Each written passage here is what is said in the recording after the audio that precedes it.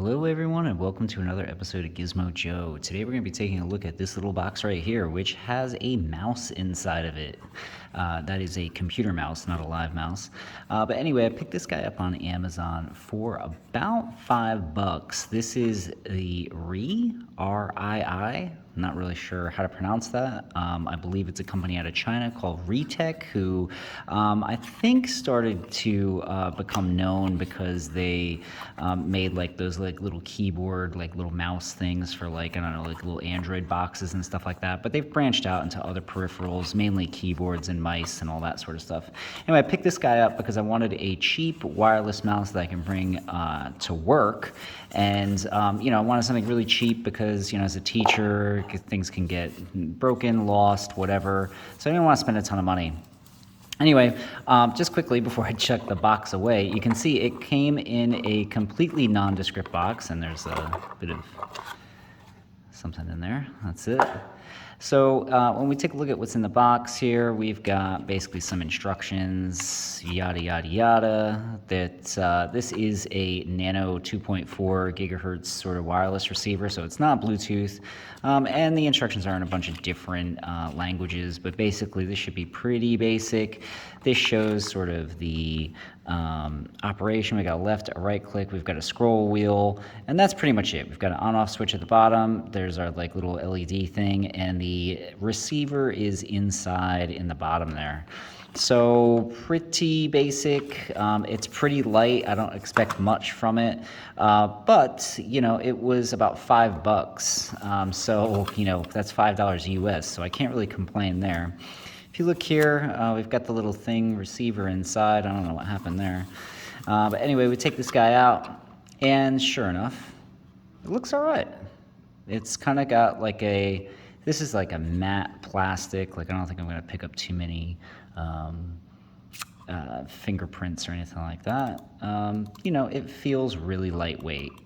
But, pretty sturdy. I mean, this is on par with, like, a lot of the mice that you would get. Like, I don't know if you bought, like, a desktop or something from, like, one of the big box stores, and they'd, include a cheap keyboard and mouse in there to get everything ready up and running. Like, that's what this sort of reminds me of. There's a bit of, embellishment on the side. I don't know if that's supposed to feel good or what. I don't know. It doesn't really make much of a difference to me. But, again, very, very simple. Left, right, scroll wheel, and you get your third click, middle click there as well. And there's your rebranding, RII, I don't know. Flick it over onto the back. You'll notice that there's the little LED, little on-off switch, and you get your compartment here. Now this guy takes batteries, and it looks like they're AAA, and you're gonna need 2 of those in order to get this to work. The USB receiver is just inside, so it's got a little compartment in there, so that's handy. So if you do want to take it with you or chuck it in a bag or something like that, you can secure it in there. And it should work with pretty much everything. There's no issues there. But anyway, let's plug some batteries into this guy and have a look on the computer. Now, before we switch over to the computer, I just wanted to say that, we've got some AAAs in here, and obviously we took our receiver out of its little hidey hole so that we can plug it into our computer. But this battery door is incredibly difficult to open. So when I snapped this guy on, I had to get basically a screwdriver to pry this bad boy open. But I'm just going to reattach the door just so you can kind of see. So it clips in like that. Okay, great. You can actually see some of the reflection of me, digging into it with a screwdriver because I literally could not get it open.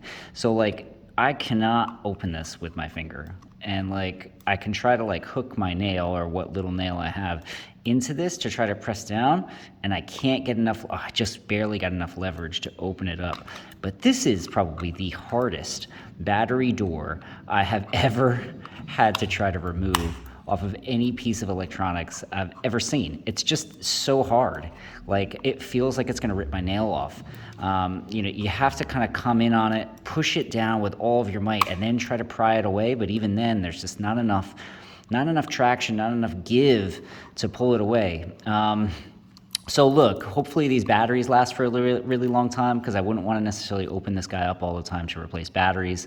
But anyway, the batteries are in here now. We've got our little USB. I'll plug this into my computer. I've actually got a MacBook at work, so I'll check that out. If we flick on I'll try not to point the laser directly into the lens. But yeah, so there we go. The laser did fire up, so it does work. Anyway, let's take a look at this bad boy in action. Okay, so at work I've got a MacBook Air, and it's a USB-C, so I've got a little adapter thing, and that's what this mouse is plugged into. So let's flick this guy on. You see the little laser comes on, and let's have a look. I've got dual monitors set up, so I gotta just find my mouse real quick, and it's on my second monitor. But you can see here, if I just wiggle it around, the cursor gets really big. You can see there that it obviously is tracking really well.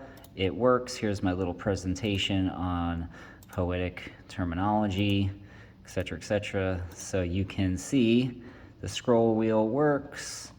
Everything works as it should. I can right click here and I can duplicate, delete, whatever. So very, very basic mouse, but it works. There's no real major complaints here. It's very, very light.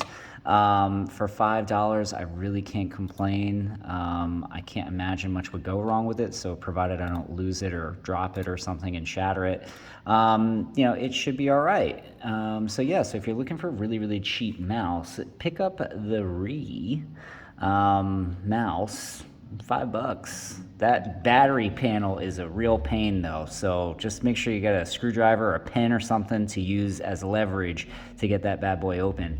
But other than that, I'll leave a link down in the description in case you want to pick one of these bad boys up. But it looks pretty good in my opinion, and it performs as it should. So for $5, I am not complaining. It is pretty good. But anyway, that's going to do it for this particular episode of Gizmo Joe. Thanks so much for watching, and I'll be back soon with another episode.